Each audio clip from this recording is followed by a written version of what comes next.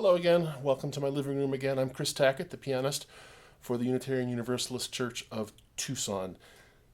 Once again, this is my living room. This is not a professional recording studio. This is not a soundproof booth, so you'll hear traffic noise and birds and all kinds of other stuff, but hope you enjoyed anyway. Stick around after the postlude, and I'll tell you about the pieces I played.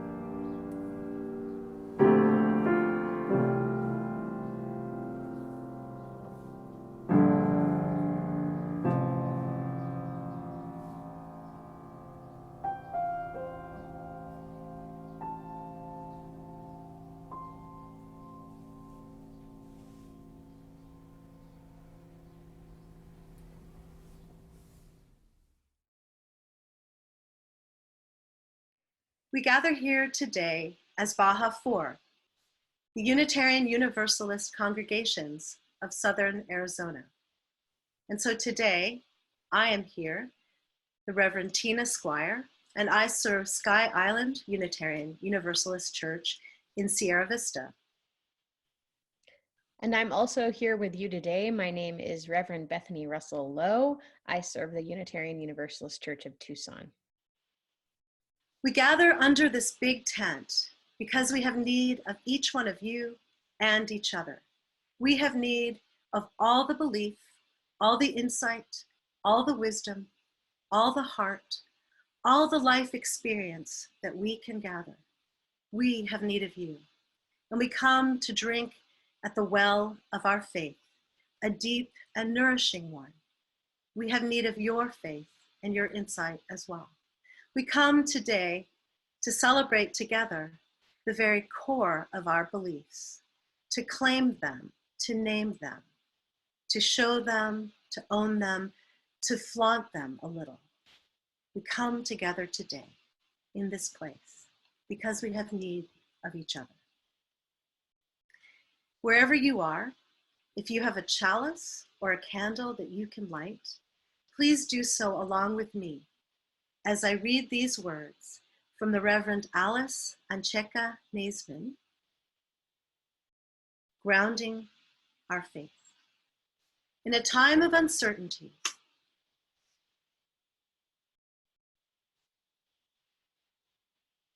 when everything around us is changing constantly, each day new developments, rising numbers, changing guidelines, when the world we live in suddenly seems upside down and topsy-turvy, we light our chalice to remind ourselves of our grounding in our faith.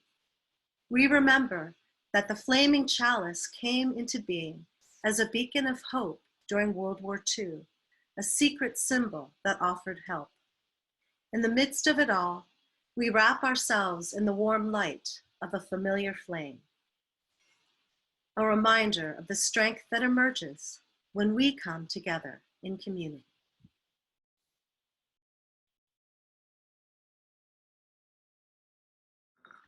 If you have a candle nearby or a bowl with stones, now would be the time to bring that near to you.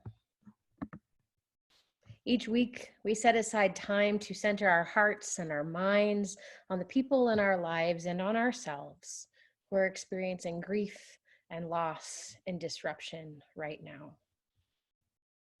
Will you join me now in a moment of meditation or prayer, whatever is your own style, and listen to these words from Methodist artist and writer Jan Richardson. Do not despair. You hold the memory of what it was to be whole. It lives deep in your bones. It abides in your heart that has been torn and mended 100 times. It persists in your lungs that know the mystery of what it means to be full, to be empty, to be full again. I am not asking you to give up your grip on the shards you clasp so close to you, but to wonder what it would be like for those jagged edges to meet each other in some new pattern that you've never imagined, that you have never dared to dream.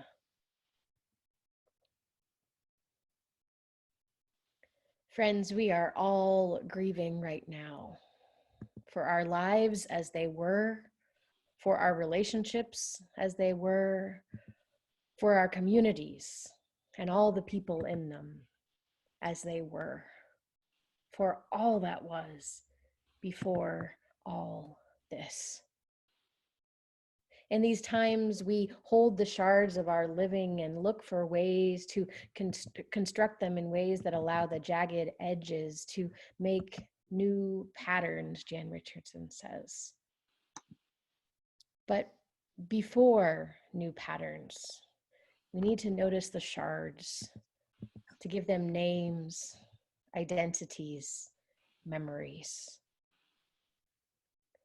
That which we are grieving, that which we have lost, those who are suffering, those who have died, those who are with joy somehow still.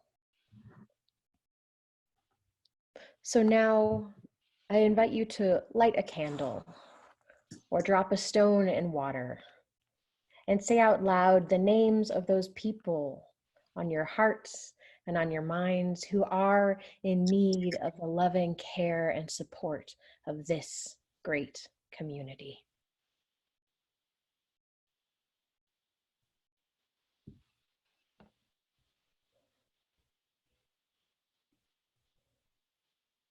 I hold them in love. I hold them in prayer. I hold you in love, and I hold you in prayer.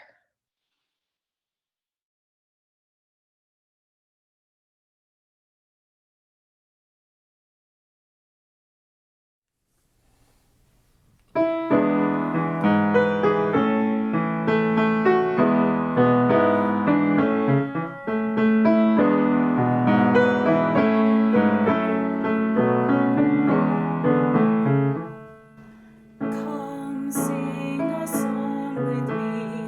Come sing a song with me. Come sing a song with me that I might know your mind. And I'll bring you hope when hope is hard to find. And I'll bring a song of love and a rose in the winter time. Come dream a dream with me. Come dream a dream with me. Come dream a dream with me that I might know your mind. And I'll bring you hope when hope is hard to find. And I'll bring a song of love and a rose in the winter time. Come walk in rain with me. Come walk in rain with me. Come walk in rain with me that I might know your mind. And I'll bring you hope when hope is hard to find. And I'll bring a song of love and a rose in the winter time. Come share a rose with me. Come share a rose with me. Come share a rose with me that I might know your mind. And I'll bring you hope when hope is hard to find. And I'll bring a song of love and a rose in the winter time.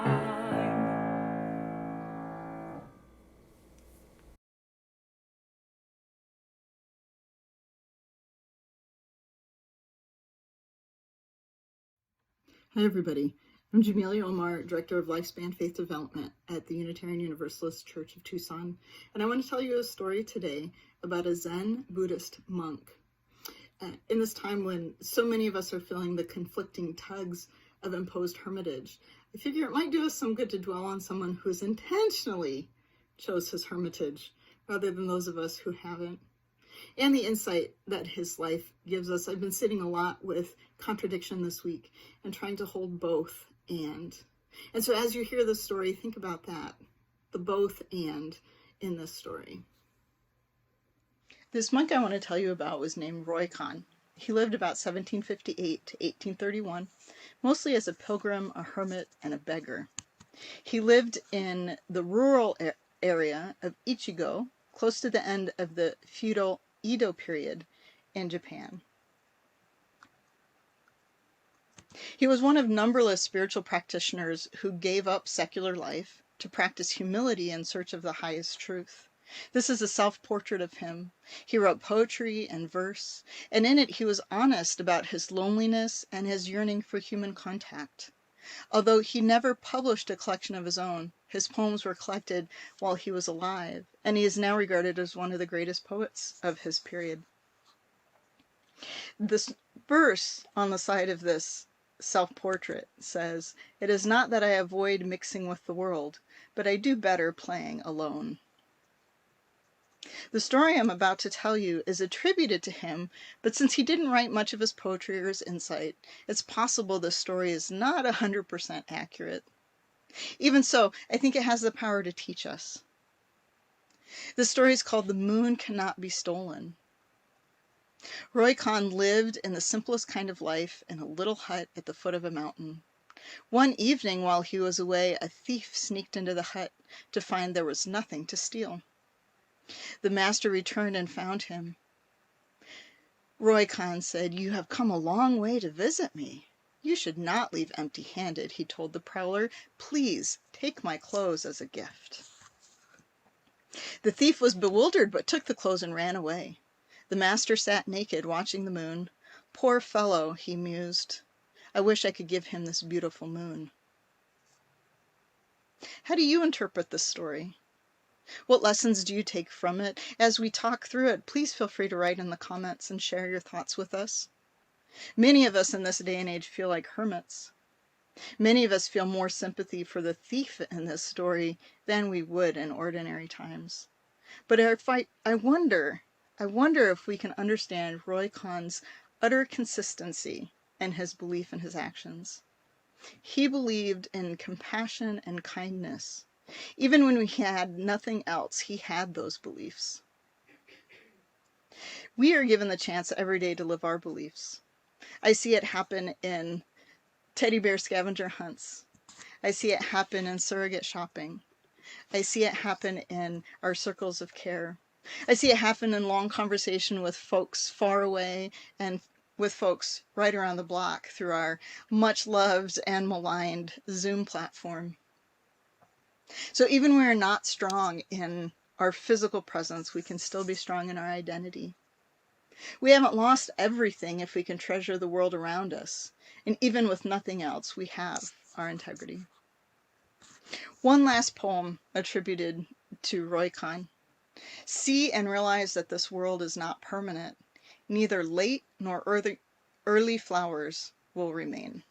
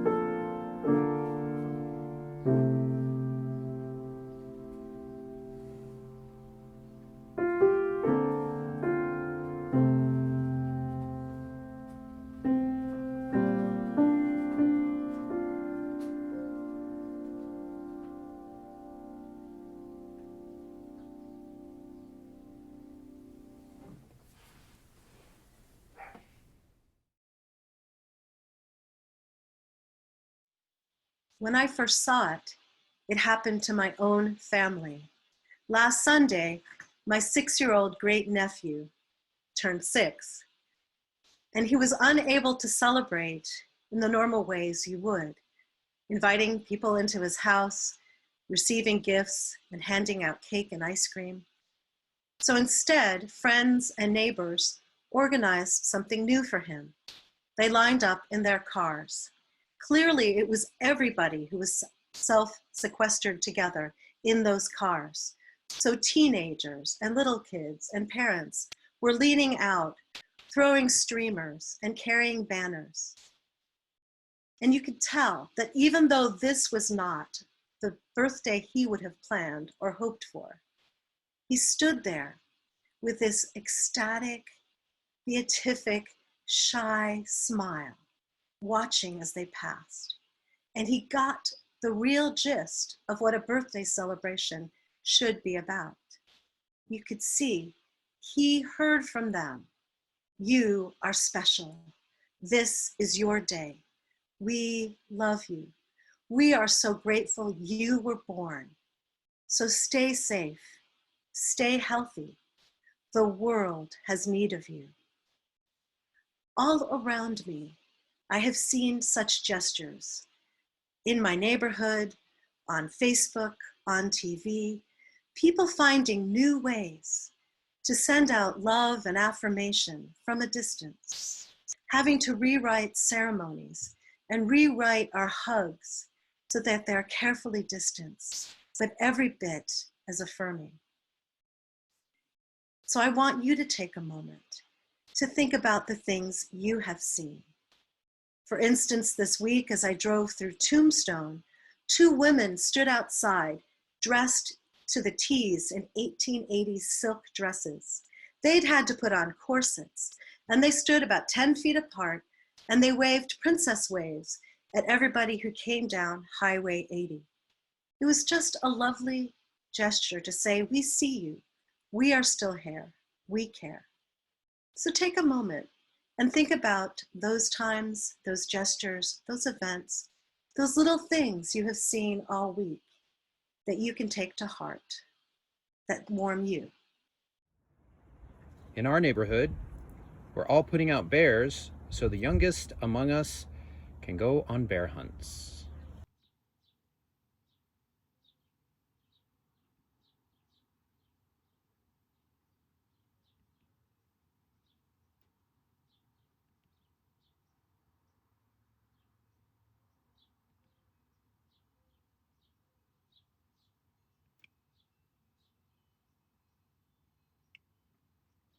In our neighborhood, as we walk our dogs, we find chalk messages left by strangers to encourage strangers.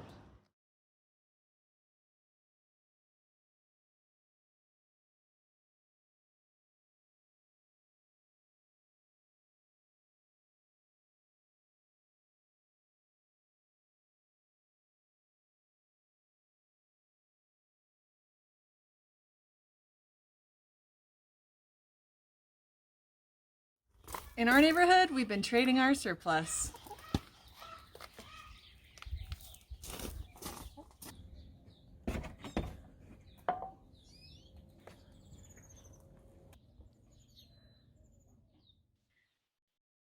I don't want to make light of the fact that all over the country, people are missing ceremonies. There are high school students and college students who will not be able to have a traditional ceremony anytime soon, and their hearts break.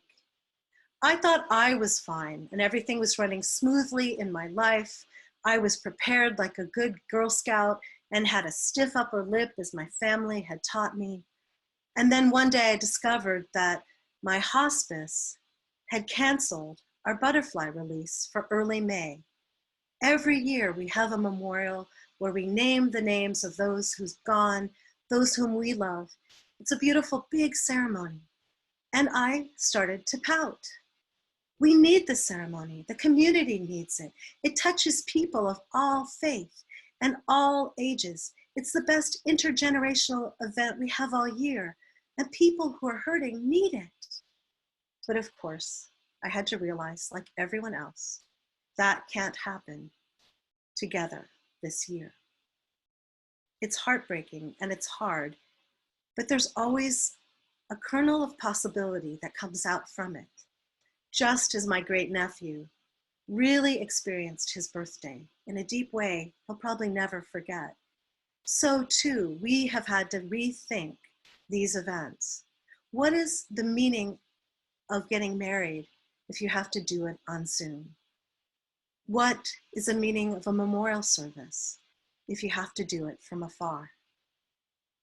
There is a kernel of truth to each ceremony that we are trying to hold up and celebrate. And sometimes over the years, we've forgotten what they really mean. The Reverend Tom Lafferty, who's a priest at St. Anthony of Padua in the Woodlands, Texas, says it's like when you have a sauce you're cooking, you reduce it to its core elements. We're looking, what are the core elements of our faith? And it's the simple things. That's what we should focus on. It's rethinking what church is about. And I think it's an opportunity right now to claim, what is our faith about? What do we stand on? What helps us move forward? What truly does nourish us? How can we rethink ceremonies? And how are we forced to in ways that bring a deeper, truer meaning to them? They become like a sauce that's been reduced. There are fewer elements, but they have greater intensity and flavor, don't you think? One of my favorite ceremonies that has been reworked and was reworked at the time is the one that is celebrated today throughout the world by Christians. Palm Sunday is truly a parody of another parade happening in a different part of Jerusalem on the same day. Marcus Borg and John Dominic Crossan, in their book, The Last Week, detail a theory that had been bandied about for at least 40 years, that what Jesus did at the back gate looked a lot like a political demonstration. And it really was. They talk about how on that day there were two parades, one to the front gate that was a show of military force. This was during the time of the Passover, the holiest days in the Jewish calendar, when the Jewish people celebrated their exodus and their liberation from slavery in Egypt. And of course, the Romans, who had enslaved them or had taken power over them, had to rethink a way to keep them from revolting them. They might, as Jewish people, decide this is a new exodus. We're going to lift up new leaders. We're going to leave the Roman Empire. And so the empire arrived in a beautiful parade of gleaming swords and polished leather, and all that a Roman legion shows as it walks, glinting and clashing in perfect precision in the sun. To say, no, we are your true rulers, see our might. And you people, look up to us, do not revolt. But to a back door came a different person, riding on a donkey or a colt, it's hard to know, maybe riding on both. Jesus came into town in a strange, very humble procession. But those who understood the Jewish scripture knew what he was referring to.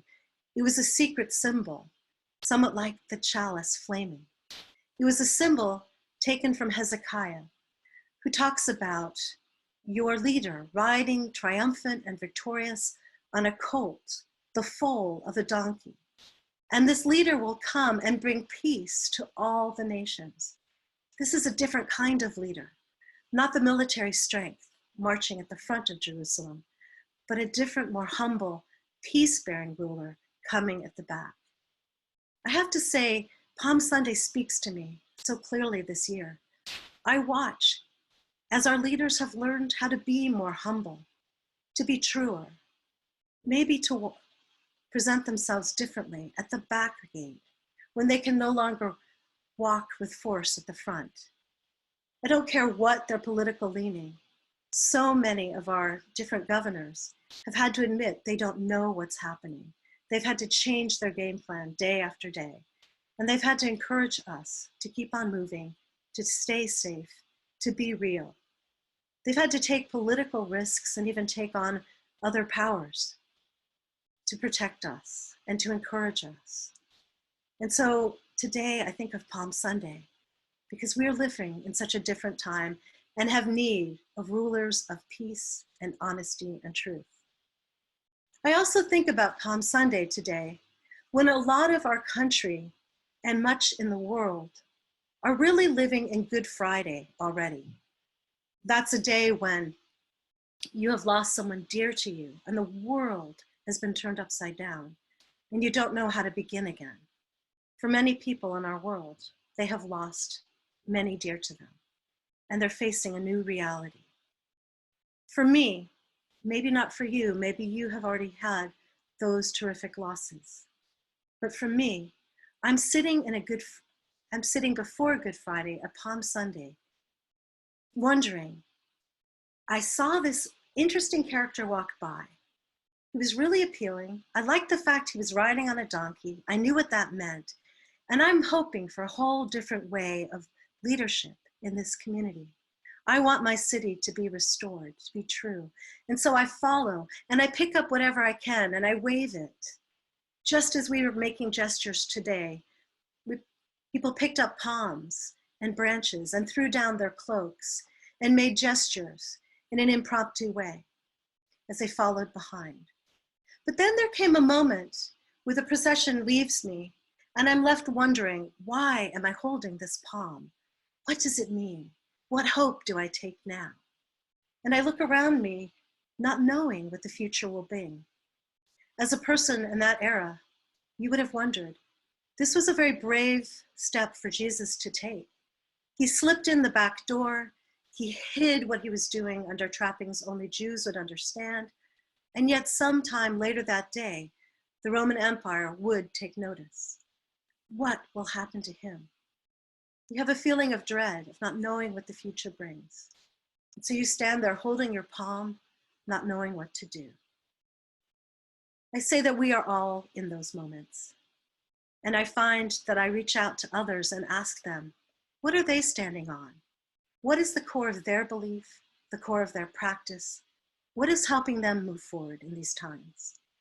And whenever I'm on Zoom, people answer things like walking in nature, taking much longer hikes than I have ever before, or baking bread with my children, making gestures to my community. For me, I've discovered it's what my friend calls the Brady Bunch grid in my life, called Zoom. Every day I reach out in some way to see other people. And I find that helps me stay grounded and strong. I have to say that at least once a day, my crabby troll comes out and throws a temper tantrum. One night when I created a salad that wasn't perfect, my older son sent me to bed. In this time, I think I feel more like a teen than I have in years. Because normally I have lived through so much, the loss of both my parents, the death of dreams. I have lived through a lot and I have a reservoir of emotional knowledge to draw on. But right now, I don't. I'm like a teenager again, buffeted by unknown waters, shallow ones I've never had to part or walk through before. And so I wonder if that's what you're experiencing also, a time of uncertainty, a bit of dread. But I invite you to remember what you stand on, what has meaning for you. Even though the world looks different, there are still things we can do, still things that matter, still things we can hold on to. We can still affirm the dignity of every living being. And I feel that we do that in the small gestures we make to our communities. And we can remember to do that afterwards. The Reverend Suzanne Fast, who works with UU Access, talks about how very often we do not see disabled people and disabled UUs, but right now we're having to think a lot about disability. And we've had to learn to stand up to triage that might deny care to someone just because of their disability. We have to remember our important principles. They nourish us, they sustain us, they bring a smile to our face, a step, a joy in our step, but they also move us forward. Because after all this is over, we will be different. Many people have said that over and over. Susan Frederick Gray, our president, says that and reminds us of that and encourages us to move forward and take hold of a new way of protesting, holding on to some of the social safety net we have gotten now. There will be a new way. But I want to warn you, out of my life experience, sometimes that new way or that return to what we hope we can find, our old normal, is harder than what we've just been through. In the 1970s, when my sister was a teenager, she took part in a survey of Foreign Service brats, Foreign Service children.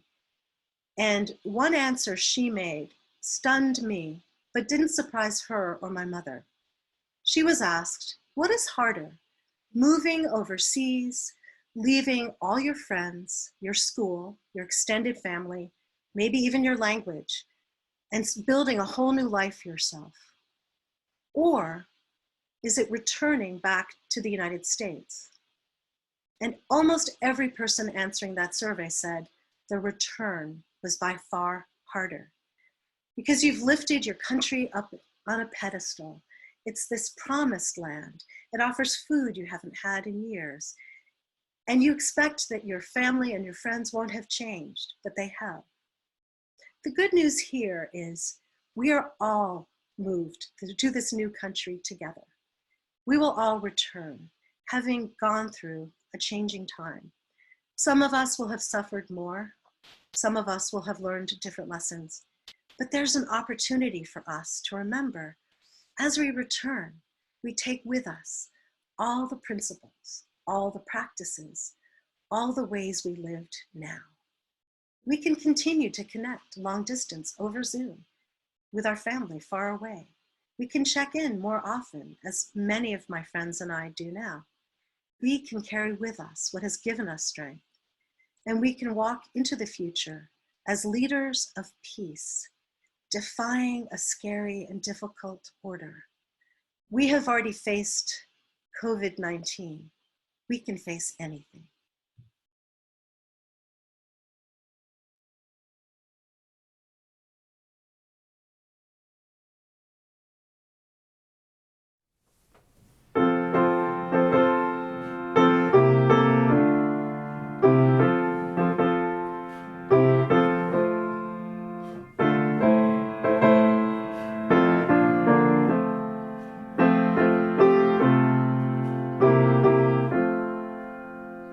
My life flows on in endless song above earth's lamentation. I hear the reel, the far of hymn that hails a new creation. Through all the tumult and the strife, I hear the music ringing. It sounds an echo in my soul.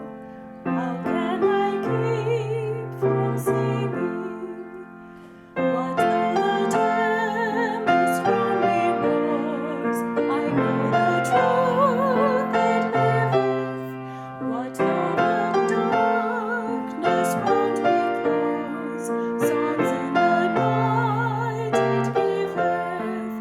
No storm can shake my inmost calm. But to that rock I'm clinging, since love prevails in heaven and earth. How can I keep from singing?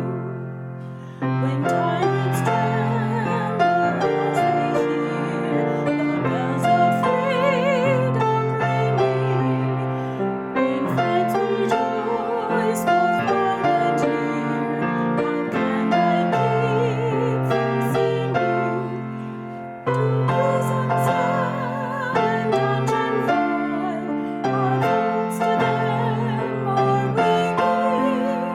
When friends by shame are undefiled, how can I keep from singing?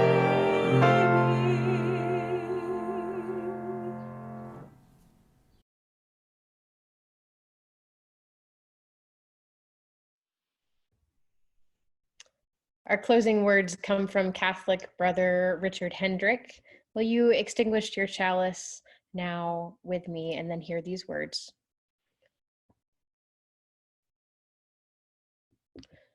Brother Richard Hendrick writes this: all over the world, people are slowing down and reflecting.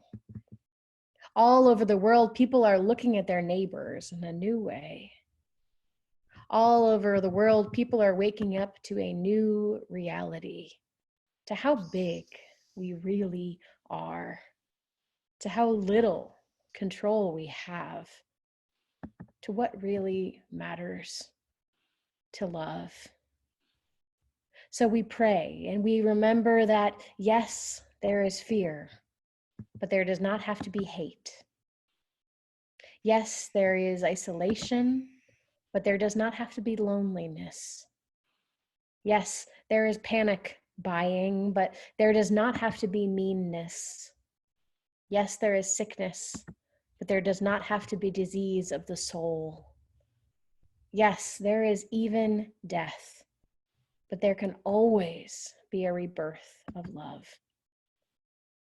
Wake to the choices you make as to how to live now. Today, breathe. Listen. Behind the factory noises of your panic, the birds are singing again. The sky is clearing. Spring is coming. And we are always encompassed by love. Open the windows of your soul. And though you may not be able to touch the empty square, sing.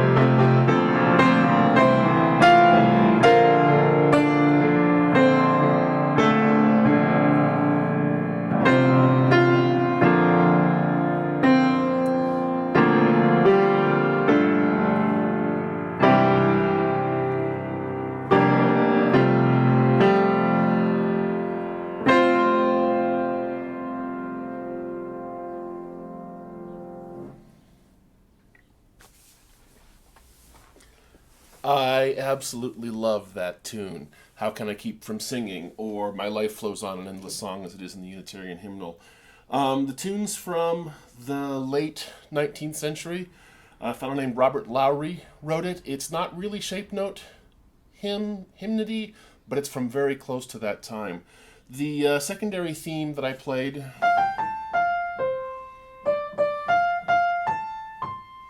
is nothing more than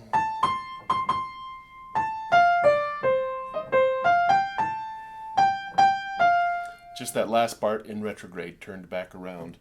I love that tune, and it always inspires me a lot to play on it. So thank you so much. I hope you enjoyed it. Have a wonderful rest of your day and a great week. Thank you.